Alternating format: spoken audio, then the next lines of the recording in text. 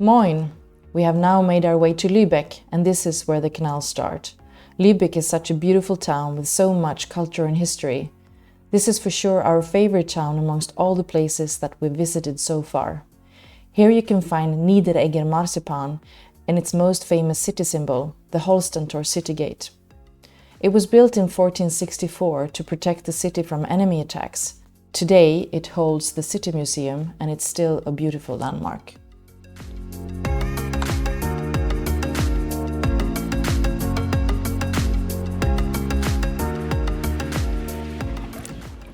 Is it a whale?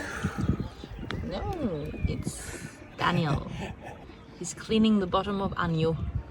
And it's working pretty good, right? With that one. Yep. The best tool ever for cleaning underneath boats. Is it cold? No, not really. Well, I got a wetsuit on, so yeah, it's all right. And how are your new fins? Yeah, very good. Cool. Really long fins. Excellent. All right, I leave you to it. All right. Good luck.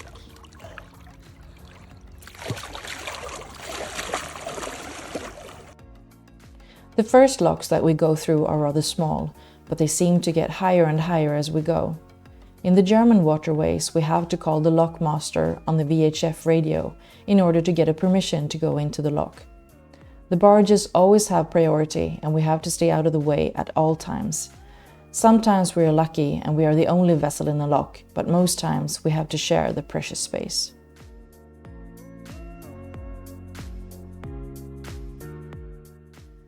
We are leaving Lauenburg and the Elbe-Lübeck canal behind us now, and we are now entering the river Elbe.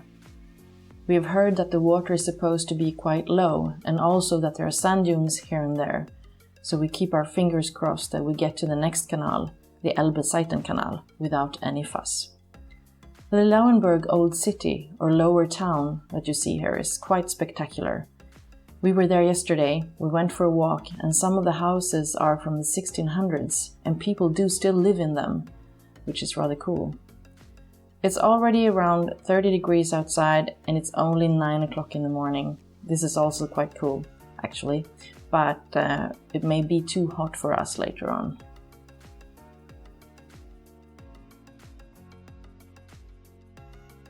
The Scharnebeck Hebewerk is a magnificent construction where you go into what seems like a normal lock, but what is best described as a boat elevator. This way, no water is wasted going up or down. After a 6-hour-long wait on the hottest day since our adventure started, we were allowed in together with 3 other leisure boats and a huge barge that was pushed into the lock.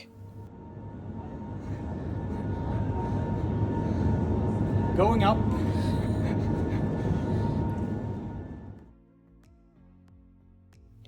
Here, we traveled 38 meters up in the air before we could continue our journey on the other side. This was a bit wow and a bit crazy.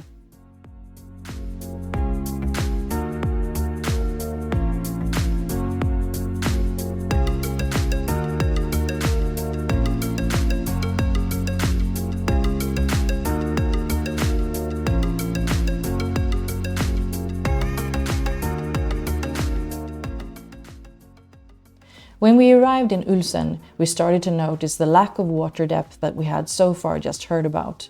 We called the harbor in advance, and even though Anjo is only 1.5 meters deep, the harbor master was quick to tell us that we have to choose the outermost mooring. We explored the town by bike and we found a nature's park with animals and birds local to the area, and also beautiful biking trails. Did you know that wild boars, in captivity that is, are crazy about uncooked spaghetti?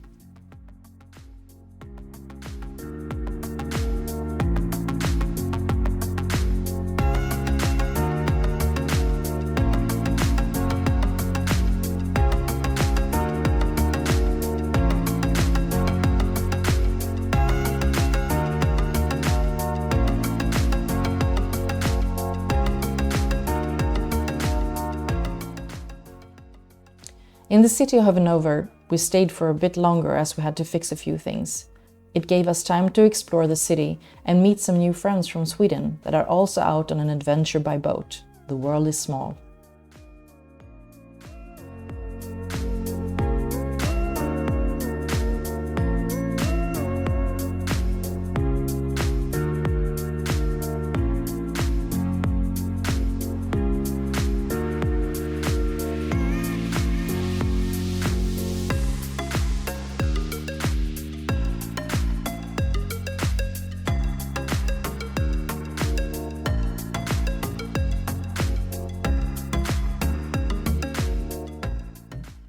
When we arrived in Datteln, we were both amazed by the Heinrichenburg Hebewerk that is very prominent from the guest harbour. It sounds a bit dull to call it a boat elevator. It is so much more beautiful than the other one, but we can't really find a better name for it.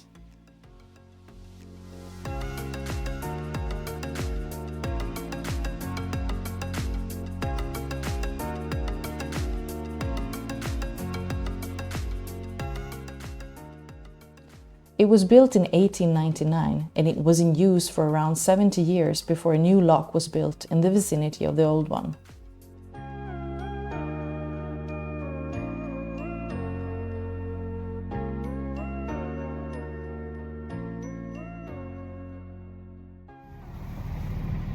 Good morning everyone! We have left Oberhausen this morning due to the fact that the water level in the Rhine river is too low. So we have decided to go back a little bit on this canal, which is Herne Rhine canal, right? So it's not Dortmund-Ems canal, it's another short canal that would lead out to the Rhine. We're hoping to be able to stay at this harbor that we're going to now for, well, hopefully only a few days, but it might be also weeks. As I think most of you have probably heard about the water level on the Rhine. We have not seen anything on the television because we don't have a TV, but we've heard that it's all over the news. And it's true, also the barges have problems. So we'll see what this day will bring. We had almost reached the River Rhine when we realized that we would have to wait for the water to rise. We headed back to Castrop-Rauxel and we had to stay there exactly 1 month before our adventure on Anjou could continue. Meanwhile, our marine transmission broke, so we did not have to worry how we would spend our time.